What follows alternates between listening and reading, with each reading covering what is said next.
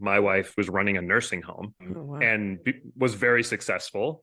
And I think making more than me and doing a great job. And I was super proud of her. And seeing her success, I thought, well, I really need to figure out how to step this up here. The world is obsessed with fast track success. It's easy to think that people become successful overnight. But let's face it, more often than not, what we see on social media is total BS. I'm here to look past the perception of perfect success and focus on life's detours, perceived mistakes, and even wrong choices, and understand the real road traveled up the career ladder. After all, we're all effing up. Scott Callender, a Dayton, Ohio native and West Coast transplant, has built a career combining his passion for coffee, building businesses, and developing innovative and creative brands. In 2006, Scott moved to California, where he spent 6 years exploring elements of roasting, brewing, and serving coffee with respected coffee professional Andrew Barnett. Scott then moved to Milan to earn his MBA at SDA Bocconi. He focused on entrepreneurial and marketing studies while fully immersing himself in Italian culture. He's in love with Italy.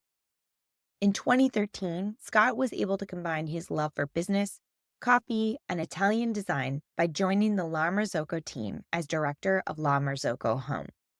During his tenure, Scott helped develop the Linea Mini home espresso machine and led the creation and launch of La Marzocco Home. After a successful run with La Marzocco Home, Scott moved on to join the commercial team at La Marzocco and collaborated on the launch of KB90 and developed the popular barista competition Crush the Rush. Today, Scott is the Senior Vice President of Business Development for Spin, where he is creating a disruptive brand in the consumer coffee market that aims to improve coffee in every home in America through a connected espresso maker that utilizes centrifugal force to mimic any style of coffee, from espresso to drip to cold brew. Scott, I'm so excited to have you on Effing Up. Thank you so much for joining. Super happy to be here, Deanne. I have to say, personally, I'm just very excited that you're doing a podcast because you have always been one of the best conversationalists I've known. So Oh, super excited you have a podcast and happy that you invited me to do this. So I feel honored. why don't you tell us about what you're up to today? It's been about a year. I joined a coffee startup called Spin.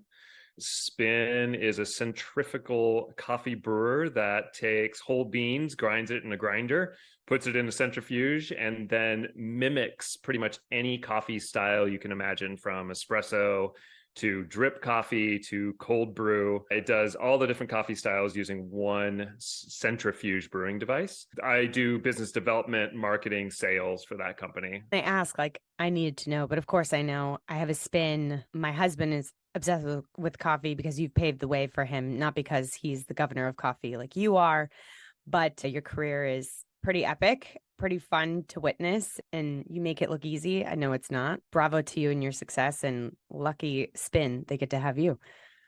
Yeah, thank you. Let's go back to college. Or maybe even just prior to college. Did you have a vision for your future? No, not at all, really. No, I think one of the things that I've done in my career is I was a college counselor. This question's interesting for me since I spent hours and hours and hours with tons of kids trying to help them think about what they want to do with their lives. And I can truthfully say, having gone through that experience with others, that I had no idea. Growing up, for me, I had the model of my parents and my family, and my entire family was medical. So there was a lot of, I wouldn't say even pressure, just impetus for me to go the medical route. And so it was a foregone conclusion. That's what I was going to do in college. And I started immediately signing up for pre-med. And then I had no idea what I wanted to do for my major after that. So yeah, I started pre-med and just started experimenting with life and trying things on. I think that was the path at the beginning. Did you end up switching from pre-med to something else? I was pre-med business. And the business thing was only because when I was in high school, I had a student stay at our house who was visiting from a college, and he was a business major and he played ping pong with me. And I asked him what his major was, and he said business. And I was like, he was cool. And that was pretty much how I chose business. No joke. That Shout is out like, to if I that think guy. back on it, that was it. He told me he was a business major, and I was like, that guy's cool. And he said something about like, yeah, if you're going to do pre-med, business is great because it's a little easier than being full science. And I was like, well, that sounds good. I want some spare time. So yeah, let's do that. And that was as deep as I went on choosing my major. I had no idea what I was getting myself into in the sciences. I was not prepared for that. I think going into my final exam, my very first quarter of college, I had a C or D, C, I think, going into my final exam. I spent 48 hours straight studying in this like little room where I closed myself in, and I walked into the test, and somehow I had gotten all the questions that were on the test in my practicing exams, and I aced it, got like 99.9% and pulled out like a B plus. And Bravo. yeah, it was epic, but also at the same time, I was like, I'm not sure this is for me. This is I'm not not sure, like, sustainable for the rest of the quarters that I I have was in like, front of me. I don't know if this is what I want to do. And so then I kept with pre-med. I tried to go back to the sciences again the next year, and I actually did much better. I think I was more prepared for college.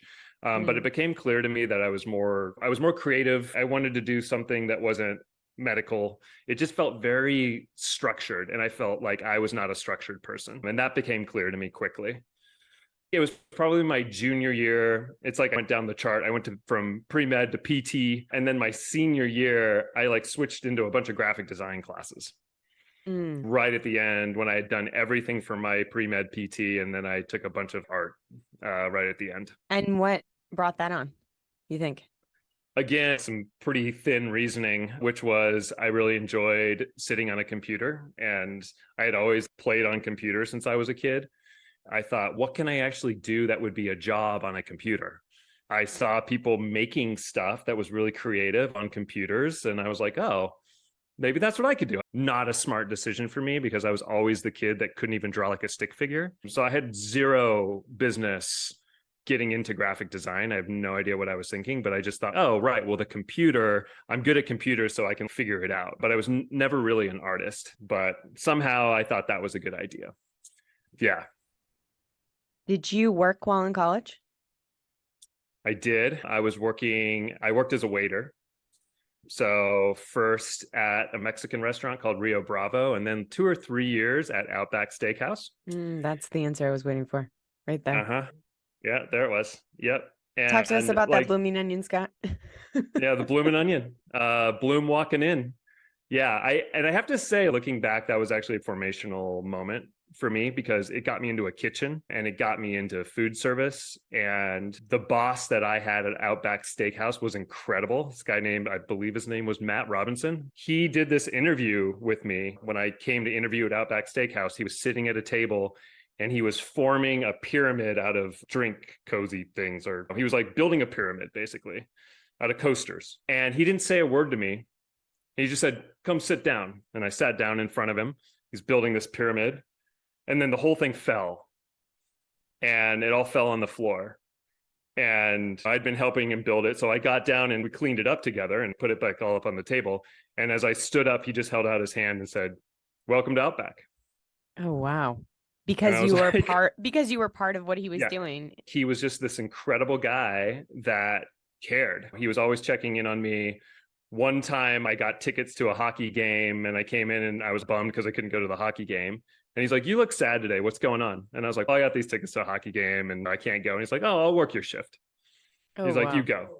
And it was like, he's the owner of the Outback and he worked my waiter shift for me that night. Yes, servant leadership. So it's like stuff like that. Anyway, so that got me into kitchens. It got me into food. I loved the creativity, the camaraderie, the interaction with people. I love serving people. I love making them happy. And that was very formational to what I realized I enjoyed. And I liked the instant feedback of doing something well and getting a tip. That was really important for me. It's like I did something, and if I did it really well, I got a higher tip. And from an analytics perspective and just like trying to understand what makes something successful, that was a real key moment for me. You graduate college and then you head on to the creative circus to get a certification. What was your strategy about entering that program? And maybe explain the program a little bit too. Yeah, so Creative Circus just closed. I was seeing this on LinkedIn, but wow. I think they shut down after, I don't know how many years they were open, but it just shut down. It's very sad, actually. It's just like this is for weird kids. And so many of the friends I made there have gone on and just had these successful careers in advertising in other places. So the school is basically built for creatives in advertising. So art directors, copywriters, designers. And the thing that was really interesting about the Creative Circus is they didn't just teach you art, they really taught you how to think strategically. And there was a culture there that really eschewed these norms. If you were going to go into advertising and do something that was just like what everyone else was doing, you failed. And what the process was is you would sit in the classroom with your classmates, you'd be partnered up, art director, copywriter, just like you would in an ad agency. And you would come up with ideas and throw them up on the wall. And people would just sit there and ridicule you basically and say, that's no good because of this. It was instant feedback again that I loved. It was this really beautiful community of creatives and teachers that pushed you to think differently, to come up with ideas that weren't the normal. And if you ever put up something that seemed they had seen before, they were just like, nah, pull it down, throw it away. Were there any challenges that you faced while at the Creative Circus? Yes. And also in retrospect, probably around the second quarter, and there was 8 quarters at the school, so 2 years, I started thinking maybe I shouldn't have been an art director. Maybe I should have been a copywriter. Or there was one class that we took where there was a strategist who came in, and it was all about writing the creative brief instead of being the one that executed on the creative brief and came up with the writing, the lines, and the concepts. I was really good at the concepts and decent at the writing, and then struggled at the art. And then what I really enjoyed was the one class where I got to write the creative briefs, because I realized the strategy was actually where I was good. Like really, that was my real talent. And so I had this moment of like, how do I get into that? But I was in this thing and I'd been taught like, you never quit. Once you start something, you push through. And in some ways, the fact that art direction was so hard for me and such a challenge and not necessarily my natural place of success, it made me want to not quit, and it made me want to push through and get really good at it. And so I stuck with it. In many ways, jumping ahead, I think if I had shifted either to copywriting or strategy, I might have even been a little bit more aligned with an advertising career. Again, like looking back at my Creative Circus experience, the most valuable thing I took away from that was the ability to think strategically and throw away any idea that felt normal to me or felt like I had seen it before. And I think throughout my entire career and all my phases, it's probably the thing that drives people that work with me the craziest is whenever they show me an idea or they show me an example, like, let's do it like Apple or whoever, I immediately am revolted by that idea because of the Creative Circus. Because they teach you, like, if you're copying something else, you have completely failed and get out of the classroom, basically. Following completing that program, you joined the Hauser Group as art director. What skills did you encounter going from education to the workplace? I struggled through my art directing and not being naturally talented at that. It became more and more apparent when I got my job that I wasn't necessarily going to be able to fake my way through that forever. There was conversations that were had around me where they'd be talking about strategy or positioning, and all of those things I would jump in on and say, actually, here's how I think we should do this. And they'd all look at me and they're like, don't you have some pretty pictures to draw? And not really. But I mean, that was kind of it was pretty frustrating to me to know that I could make contributions in a lot of areas in advertising And yet the function I had chosen was not my strong point, actually. And so I felt like I didn't get the respect I could gain if I had gone into kind of a different function in the workplace there. I got to the place where I could get passable ads, and like they were okay, they were good, but they weren't like amazing. And there would always be like a senior art director or somebody else who would touch it up a little bit for me and just take it that next level. And for whatever reason, I could just never quite get it to the place I wanted it to be on the design side. So when you went home at night, how did you feel? Frustrated, feeling like I know I have the thinking, but I'm in this thing where I'm just not feeling like I'm an A+ player. I felt like a B player. Mm.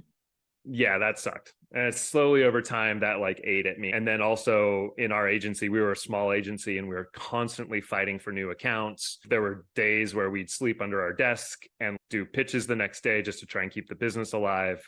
So it was intense too. Mm. Not only was I kind of feeling like I wasn't really in my sweet spot, but then the work itself was very intense. Did you have a significant other or family life at that time? Did that affect your home life?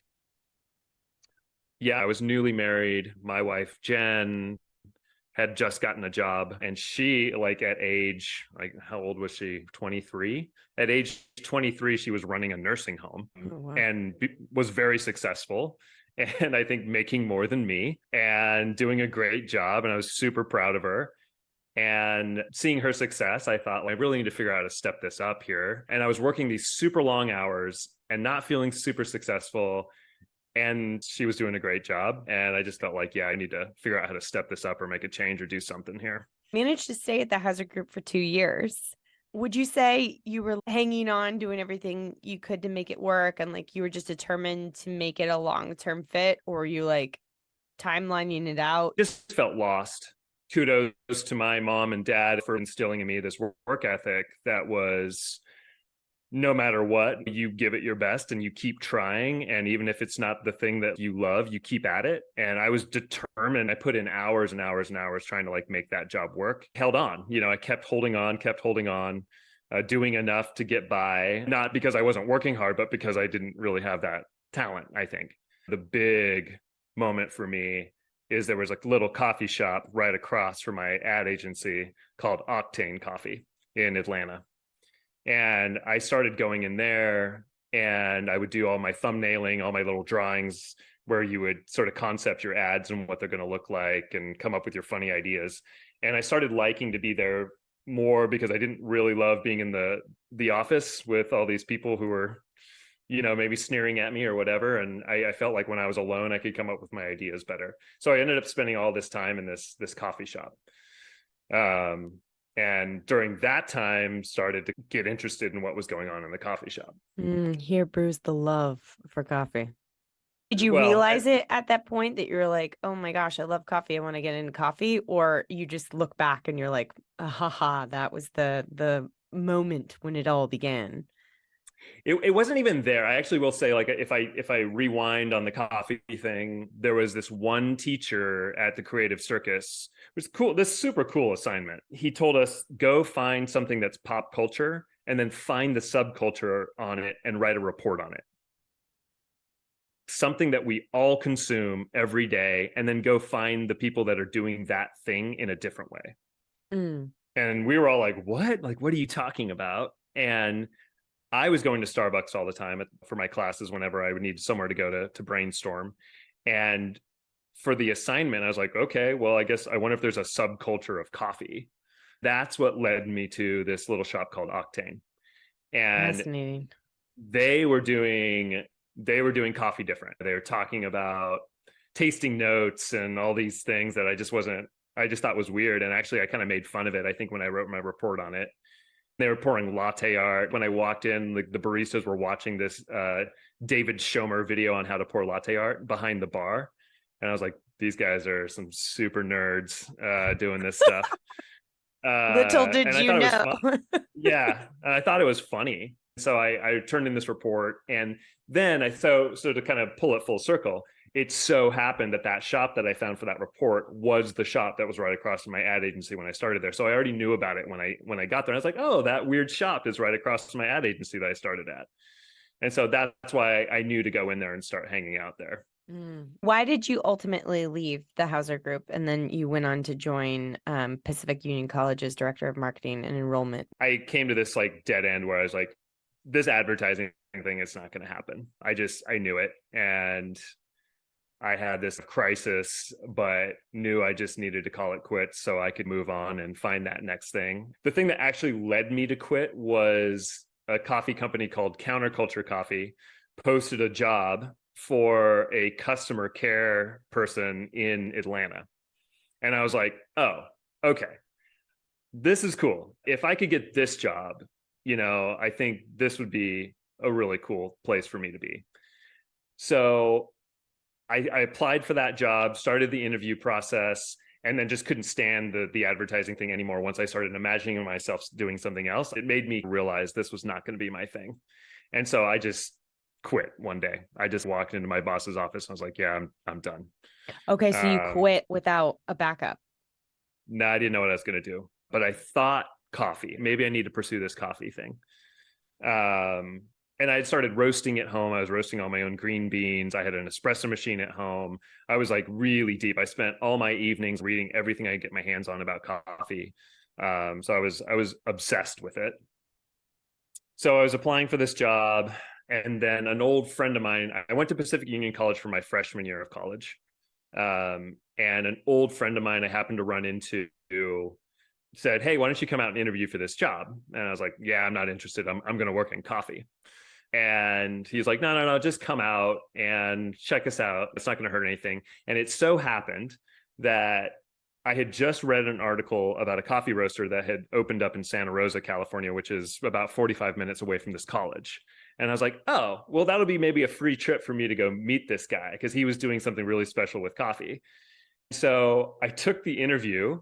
And then as soon as I was done my interview, I drove across the hills from Napa over to Sonoma, and I went and I met this guy who was roasting coffee in Santa Rosa, and we hit it off. And so I was like, well, this guy's cool. And he said, hey, if you ever want to come hang out, cup coffees with me, I'll teach you about coffee if you want. So I thought, cool, I'll take this job at Pacific Union College in Napa and maybe stay a year and then go work in coffee with this other guy. This is my ticket. And also I wanted to get out of the South. I wanted to get to the West Coast. My wife, Jen, wanted to get to the West Coast. So it was kind of like a natural time to move and get out to California. The day I decided to accept the job to move out to California, Counterculture actually called me for the final interview. Oh, man. Peter Giuliano, who is a good friend of mine now, called me for this final interview. And I was like, oh my goodness, like you guys, too late. I just accepted this other job. And so then I moved to California. I told the college, look, I'm just gonna be really honest with you. I'm just using you to get to California. I have no intention of staying here longer than a year. I was like, and if you still want to offer me the job, that's cool. But I'm just going to tell you straight up, that's what's happening. And then spoiler alert, you stayed for about 5 years? Yeah. It turns out getting a job in specialty coffee in the early 2000s was not that easy because there wasn't a lot of infrastructure in place for that. It was a really early days in that industry, and there just wasn't a lot of jobs that were decent paying and I could support a family with. I ended up getting to the college, and what happened there was I started as a recruiter. So I started driving and flying all over the country, going to high schools and talking to high school kids about their careers and trying to give them advice. And it was very much a moment when I was like, how do I give advice? I still feel like a total lost soul. But like you realize that is the advice, right? That we're all lost souls trying to figure it out. And that is actually the advice. And welcome to effing up. And welcome to effing up. That was actually a really important time for me because I spent just incredible amounts of alone time on the road, driving, listening to podcasts, thinking about what I wanted to do, and a lot of introspection. During that same time, you know, I had all this really interesting skill in advertising and strategy. And I looked at this college and I was like, nobody here really knows how to do any of that stuff. And nobody in this system that we were in really knew how to do any of that stuff. And I started thinking, I think I could apply everything I know here and maybe blow this place up. That would be kind of interesting as like sort of like a test bed. So I started working with the marketing team at the college and started pitching them on all these ideas. And they were like, yeah, that sounds awesome. Let's try it. So we started building marketing materials kind of like super outside the box. We built 3D glasses for you to be able to do a virtual campus tour. And we did things like pine tree scent because we were up on a mountain full of pine trees. And we sent like all these cards and games, and we just have a lot of creative ways of sort of trying to portray to people what a student experience would look like. The first year we launched all that, we went from I think 330 freshmen the year before to about 550. Wow.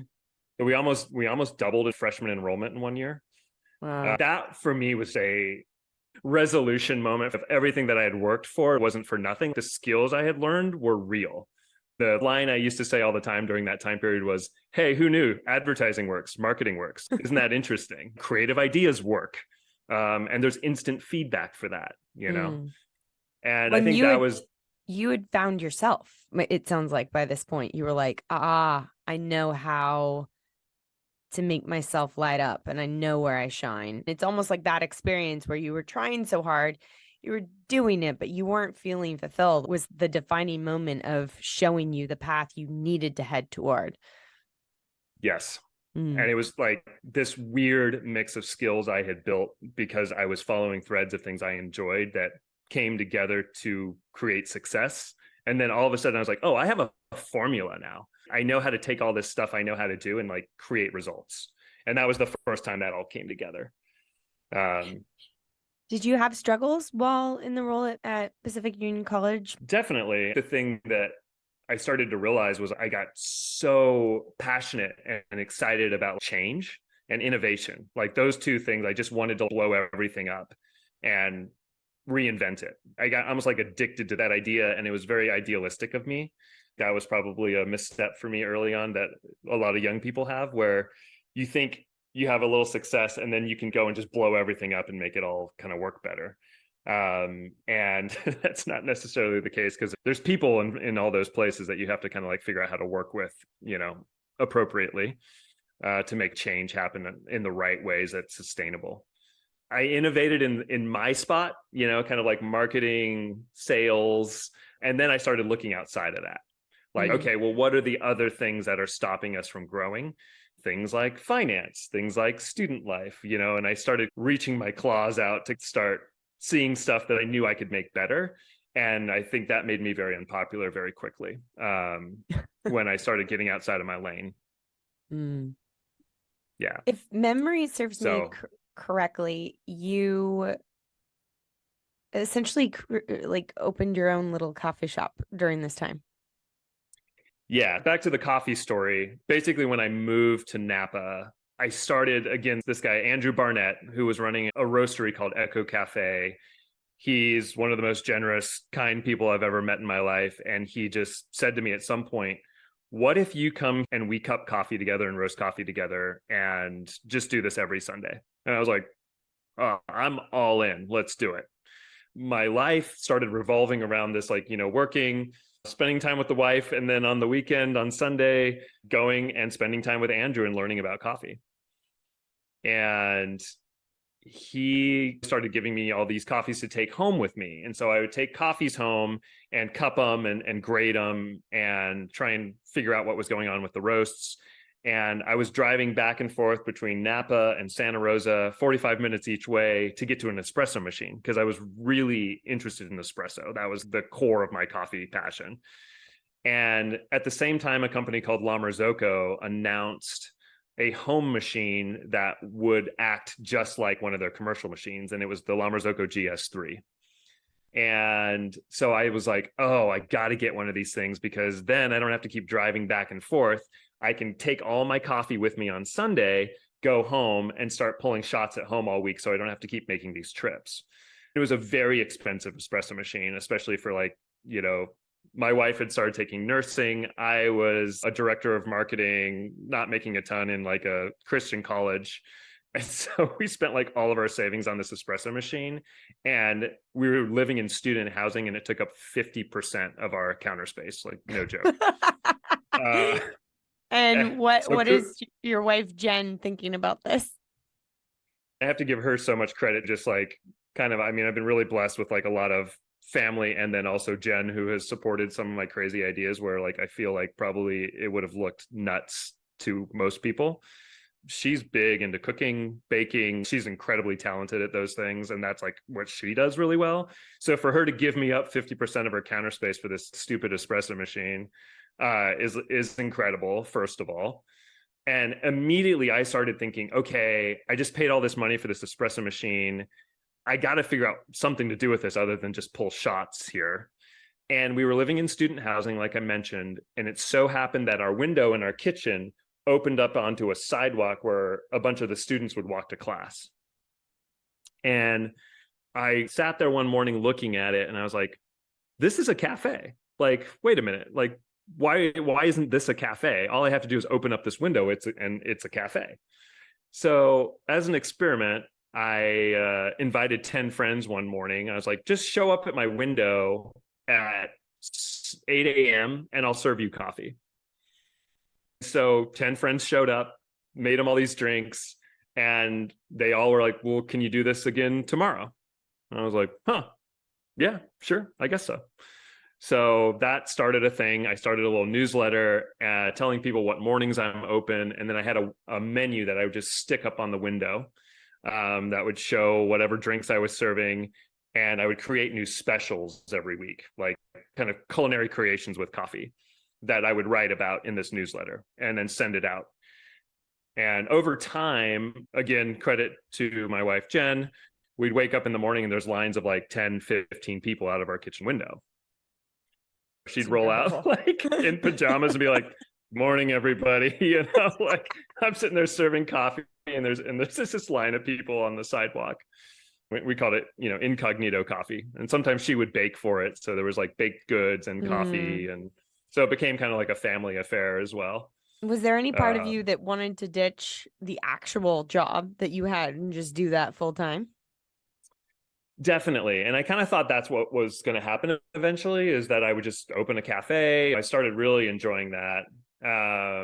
But at the same time, I don't know, I was really passionate about what I was doing at Pacific Union College. I ended up loving talking to kids and being someone that could help them along their path of figuring stuff out. I started feeling like I was getting pretty good at that. It seemed like I was getting all these connections. And so it was hard to give that up. And like just like 1 hour a day, get to do my passion, share it, and then like jump into this thing that also is kind of like fulfilling me. It felt really full at that time period. So I didn't feel like I needed to rush it.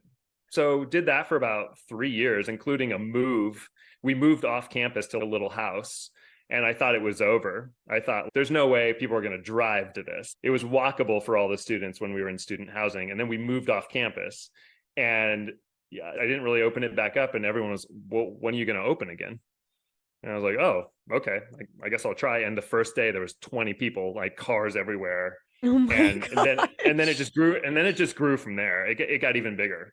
Wow. We started putting seating outside under our porch, and people would come and treat it like a cafe and sit and talk and have meetings. It was bizarre. So, but amazing. Yeah. But amazing. Yeah, it was a fun time. That was a really fun period. After 5 years at Pacific Union College, you left to get your MBA. Talk to me about what made you make that decision. I felt like I had innovated with this team. I had lovely coworkers at the college as well.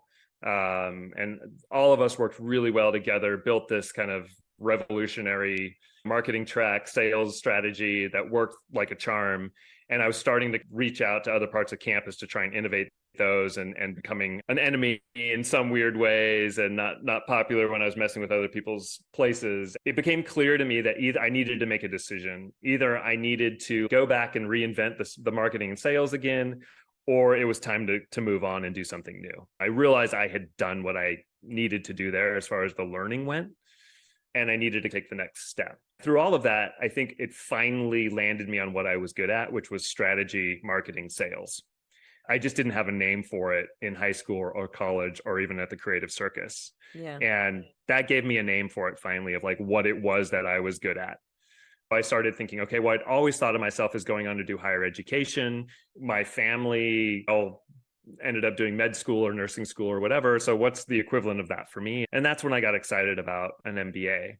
But I wanted to do it different. I didn't want to do what everyone else did and try and apply for, UC Davis or the UC system or whatever. During my coffee experience, I had become totally obsessed with Italy and all things Italian.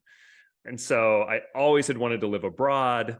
We had a 1-year-old son, which seems maybe like horrible timing, but at the same time, it seemed like maybe the last chance to do something like that. I looked at European MBA programs and found out that there's an advantage with those, that you can do them in a year or a year and a half versus the 2 years of a US program. And at the time I was, let's see, how old was I? I was already 31, 32. So I felt like a little older too. A lot of MBA people were going in their late 20s. And so I felt if I can get it done in a year and then move on into a career with an MBA, I should do it as fast as possible. And why not, 2 birds, 1 stone, let's move to Italy and do it there. And was it as magical as you had hoped? The 6,000-mile move? Well, the move, no. The move was pretty brutal. And again, I think I give lots of shout outs to Jen here, my wife. She struggled through a lot of craziness I took her through, but also she had a good time. I got accepted into Bocconi in Milano. And so we moved there in 2011 and we lived there for about a year. Ended up living with this like amazing Italian family that adopted us. And that was really like, I think the key to the experience. There was times like health scares, like if our son got sick, it's like, where do we go for a doctor? What do we do if, one of us has a problem? There was a few moments like that where it was just like, oh man, I just wish we were home, because it was so much more complicated there. But again, our savior was this family we lived with. And as soon as they realized we ever needed help, they would just kind of take over and say like, we got you, like, we're going to figure this out for you. The shine wears off. We all have a very romantic view of Italy, or a lot of us do. And there are definitely romantic parts of it, but living there day to day is kind of a different story. And there's a lot of bureaucratic inconsistencies and things that are aggravating when you're there, that don't work as smooth as they do in the US or other places. What was the job search like post MBA? I had a crisis, as I did at every stage in my life, of what I wanted to do afterwards. In some ways, I thought, oh, this is my chance to go work in tech, as lots of people were doing.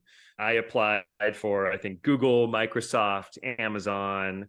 I did all that. But there were some people that were like, well, aren't you going to work in coffee? Isn't that what you've always wanted to do? And I was like, no, because I love it too much. I don't want to work in coffee because it'll ruin it if I go work in it. It'd always been my side hustle and my side passion. So I started interviewing, and all the interviews remind me of all of the things that my teachers at Creative Circus told me not to do. It all felt really structured. It all felt not very creative. They wanted me to fit into a mold. And I just started feeling kind of icky with it all. And I had a mentor who I actually did my internship with in San Francisco at a cloud computing company called Ep3. His name was Chris Tacey. I visited him in San Francisco while I was doing my job search, and he sat me down and he's like, who are you interviewing with right now? And I was like, I'm Google, Amazon. I was like, I'm actually on my 7th interview with Amazon, like expecting him to be like, oh, good for you. And he was like, call him right now and tell him you're out.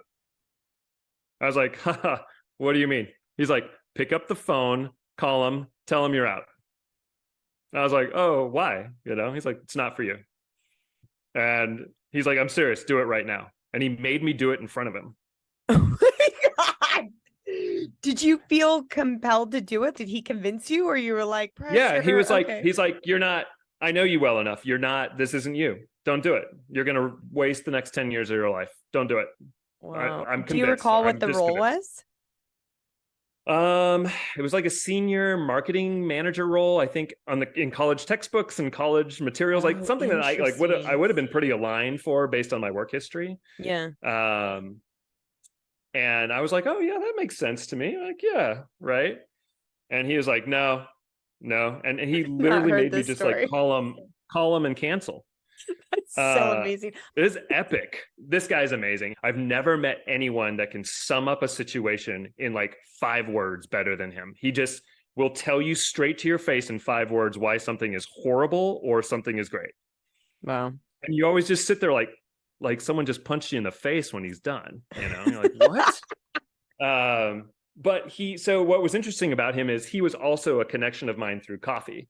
So he was friends with Andrew Barnett, who I'd learned how to roast from and all my coffee things. He worked in tech, and he had also worked at Stumptown, and he was a manager at Stumptown for a while. He's kind of this, avant-garde, has done everything with his life. He's been like a chef, a rock climber, worked at Stumptown, worked in tech. He's done everything. He had all these coffee connections too. And so he said, now that you're out on Amazon, I'm going to introduce you to 3 people. And one of those is going to turn into your job. And I was like, seriously? He's like, yeah. So it's like you made an appointment with the fortune teller and you're just like waiting to realize what's happening now. Oh yeah. It's seriously one of the most epic moments of my life. It's just like insane.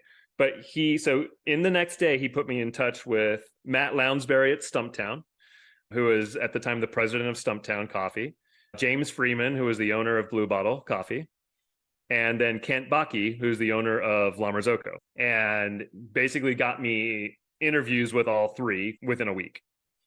Wow. And he was like, there's 2 types of people in the world. There's people that have to follow passion, and then there's people that follow a challenge. And you're 100% a passion person. Sometimes there's a mix of both. He's like, you're 100% passion. I'm a challenge guy. I can go anywhere as long as it looks challenging to me, and I'll be happy.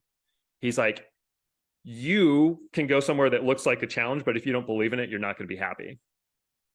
And he's like, so you have to do coffee. He just explained Hauser Group for you, right? Yes. He explained everything to me. In 5 words. I need to meet this guy. He's incredible. Keep going. You met with these 3, but I'm most interested in La Marzocco.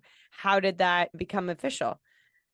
I actually wasn't most interested in La Marzocco. Sorry, Kent Baki, if you ever hear this. But I wanted to stay in the Bay Area. I really love San Francisco, Napa. I totally was in love with that place.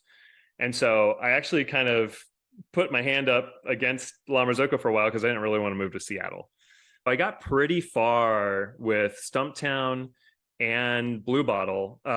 Blue Bottle, I met with everyone all the way up until like the owner group, and they were supposed to offer me a job. And like last minute, there was like, I think 1 person in my interview who didn't want to hire any more MBAs and thought I was going to be MBA asshole.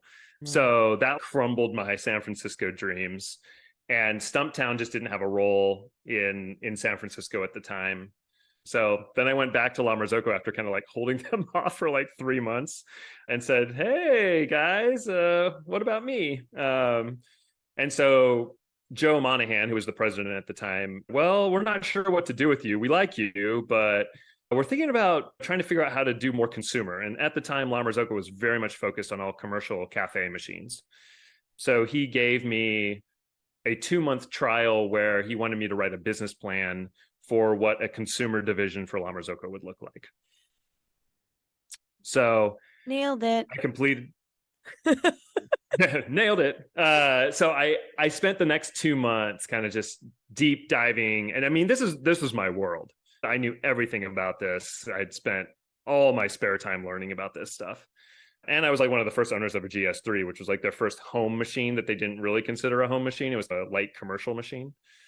I built a whole presentation, flew up to Seattle, and presented it to everyone on the team, including Guido Bernardinelli, who's now the CEO of La Marzocco.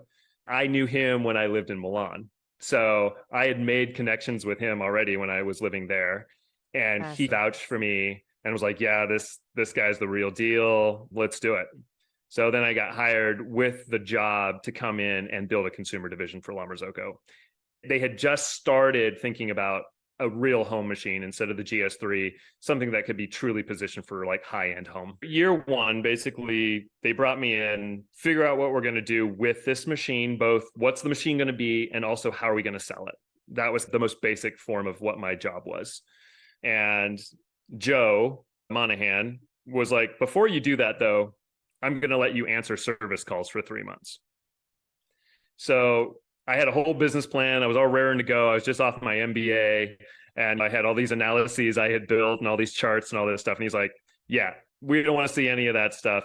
You're going to answer like service calls. So they put me on the phones, and I just like every GS3 technical issue that came in, I had to answer and try and solve the problems for people. So I spent the first 3 months doing that, which was awesome because then I started really understanding more deeply like how these people thought. A GS3 customer is a very strange person. It's a $7,000 home espresso machine, very unique and very picky. Talk about doing market research. I had done all this like pulling of numbers and all this stuff, but like nothing gives you better market research than like talking to an angry GS3 customer, where you really, really realize what these people are like expecting. It was humbling for me too, like coming out from my MBA thinking like, yeah, I'm going to come in here and change the world. And I'm sitting there like trying to fix somebody's like, vacuum breaker on their GS3, which was good for me.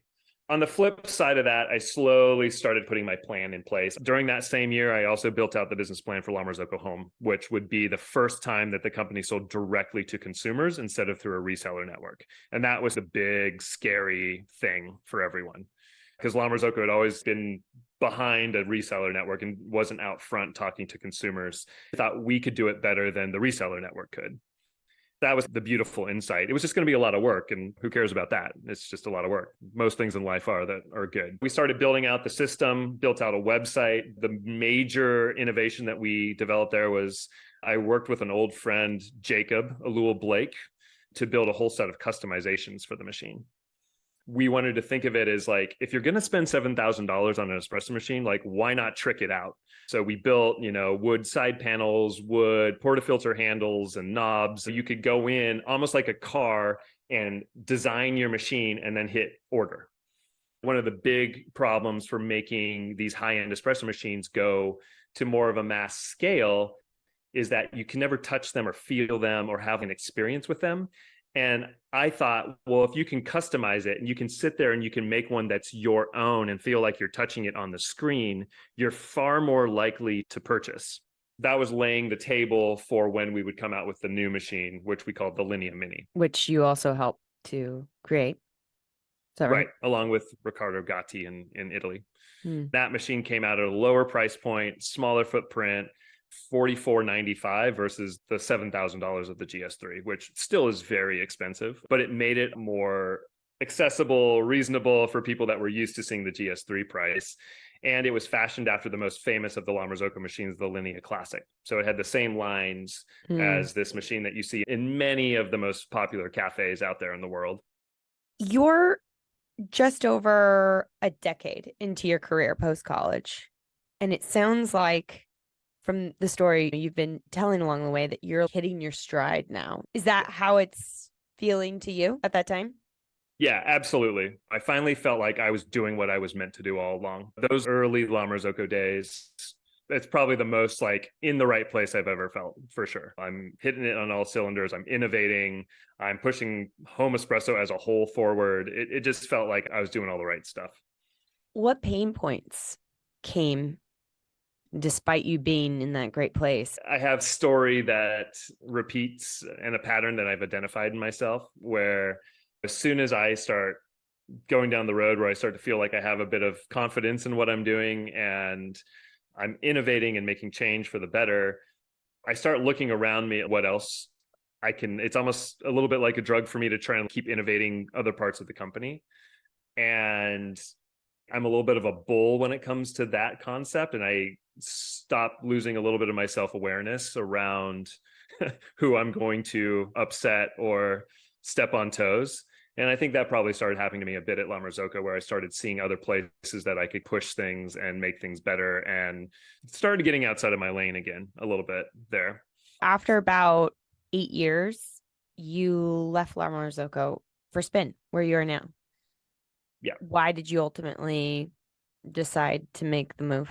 If I want to reduce it down, it was the same feeling that I had at Pacific Union College, where I realized I had done the thing that I had come to do. And when I've done the thing that I had come to do, I realized I started getting myself in trouble. And I think that time had come for me at La Marzocco. And I had done everything I wanted to do. I felt really successful. I couldn't see a clear path for that next big thing. And so I could have probably taken a step back and said, okay, that's okay at this time in my career. I'm just going to stick with this. But I didn't feel like I was done. I wanted to do something else that was scary and big again. Have you or do you experience imposter syndrome? Yes. When I came to Spin, I had a different title than I'd ever had before. So I'm Senior Vice President of Business Development. I think I know what business development is, and I think I know how to do that. And I think I know how to push this company forward. But was it just because I was in the right place at the right time and maybe I don't have the skills for this new thing? I definitely had that feeling. You just never know. How do the stars actually align for success?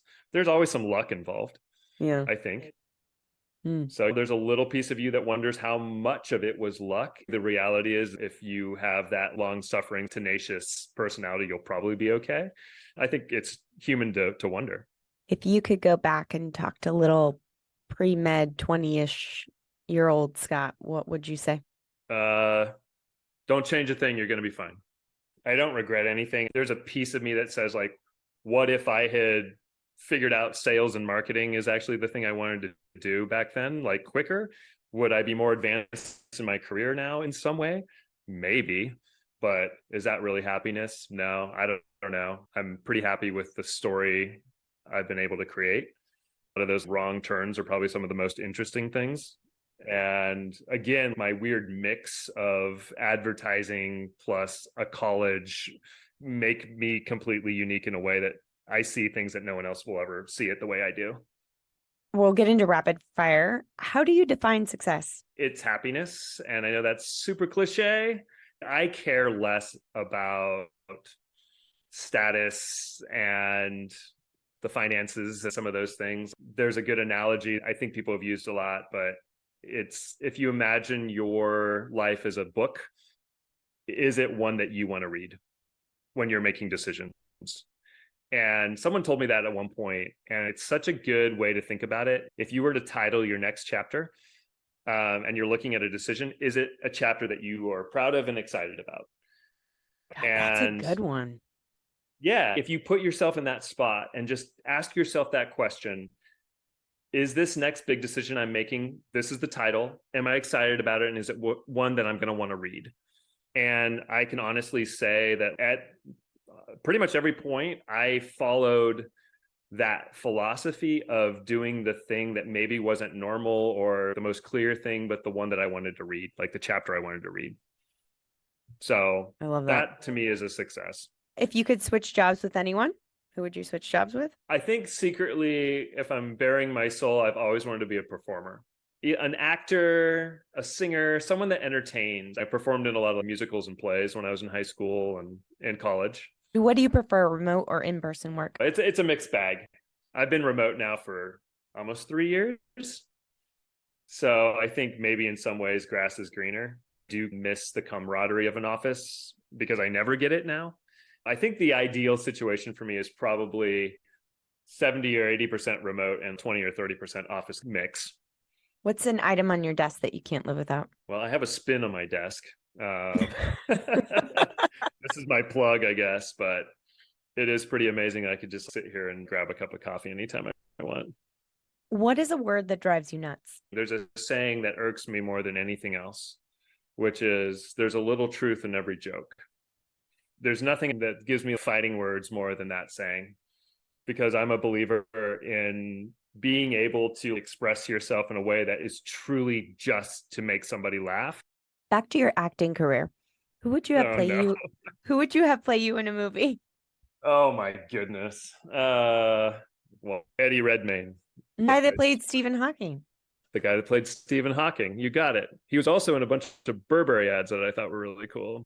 What is the company on your resume that's turned the most heads? Definitely La Marzocco, especially if you're ever going anywhere in coffee. Everyone knows La Marzocco. It's this revered heritage brand. Mm-hmm. Everything else on my resume, people would be like, what? I'd like you to label 3 of your jobs: love, ultimate fun, skip. Love, I have to say La Marzocco. Fun, Pacific Union College. Skip, Hauser Group. If I had to. I wouldn't skip it, but I mean, if anyone on the list, I would skip that one. Scott, thank you so much for sharing your story and for helping to normalize the journey. Sharing that effing up is really a blip, a state of mind, and not the ethos of what it means to be successful. So thank you so much. I appreciate your time and your story. Yeah, thank you, Deanne. I think what you're doing is super cool, even from the lens of having spent so much time talking to kids in high school, trying to figure it out.